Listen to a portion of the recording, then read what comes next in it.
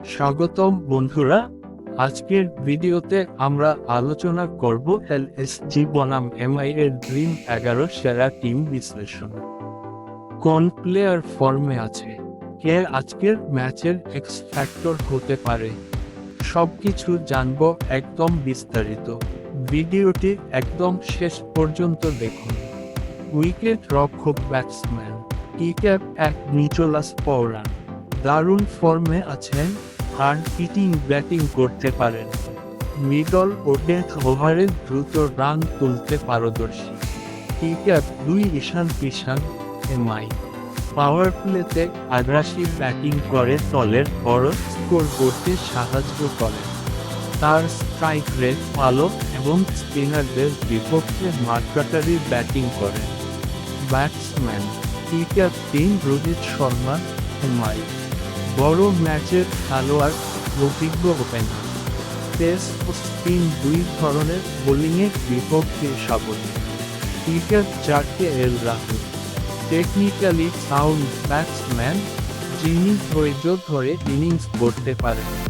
তার ধারাবাহিকতা ও strike rate ভালো। কিক্যাপ 5 টাইলার ভার্মা এমআই তরুণ প্রতিভা, মিডল অর্ডারে দলের অন্যতম নির্ভরযোগ্য ব্যাটসম্যান। তিনি ইতিমধ্যে গুরুত্বপূর্ণ ম্যাচে ভালো পারফর্ম করেছেন। অলরাউন্ডার কিক্যাপ 6 হার্দিক পান্ডিয়া এমআই ব্যাট ও বল দুটোতেই কার্যকর, ডেথ ওভারে গুরুত্বপূর্ণ ভূমিকা রাখতে পারেন। ইনিংসের শেষ দিকের বড় শট খেলতে দক্ষ। কিক্যাপ 7 মার্কাস স্টোয়নিস এলএসজি মিডল অর্ডারে বিধ্বংসী ব্যাটসম্যান ও গুরুত্বপূর্ণ ওভারে বোলিং করতে পারেন। বড় ম্যাচে প্রভাব বিস্তার করার ক্ষমতা আছে। বোলার কিক্যাপ 8 জাসপ্রীত বুমরাহ এমআই বিশ্বের অন্যতম সেরা ফাস্ট বোলার, ডেথ ওভারে বিপজ্জনক। তার ইয়র্কার ও বৈচিত্র্যময় বোলিং ম্যাচ জেতানোর ক্ষমতা রাখে।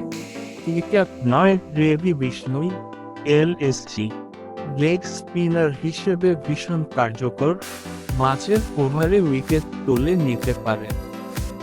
স্পিন বান্ধব পিচে বিপক্ষ দলের ব্যাটসম্যানদের সমস্যায় ফেলতে পারেন। কিক্যাপ 10 ট্রেন্ট বোল্ট এমআই নতুন বলে সুইং করাতে পারেন, পাওয়ার প্লেতে উইকেট নেওয়ার দক্ষতা আছে। অভিজ্ঞ বোলার, বড় ম্যাচে ভালো পারফর্ম করেন।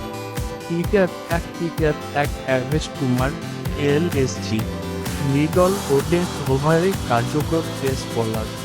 তার ইয়র্কার ও ভেরিয়েশন বিপক্ষ ব্যাটসম্যানদের সমস্যায় ফেলে। আজকের ম্যাচের জন্য আমাদের ড্রিম 11 টিমের ক্যাপ্টেন এল রাহুল এবং ভাইস ক্যাপ্টেন নিচোলাস পৌরাণ। এরা বড় রান করতে পারে এবং ম্যাচ জেতানোর ক্ষমতা রাখে। তো বন্ধুরা, এই ছিল আমাদের ড্রিম 11 সেরা টিম বিশ্লেষণ। আপনারা কি মনে করেন, এই টিম কেমন হবে? কমেন্টে জানাতে ভুলবেন না। আর ভিডিও ভালো লাগলে লাইক, শেয়ার আর চ্যানেলটি সাবস্ক্রাইবও করুন।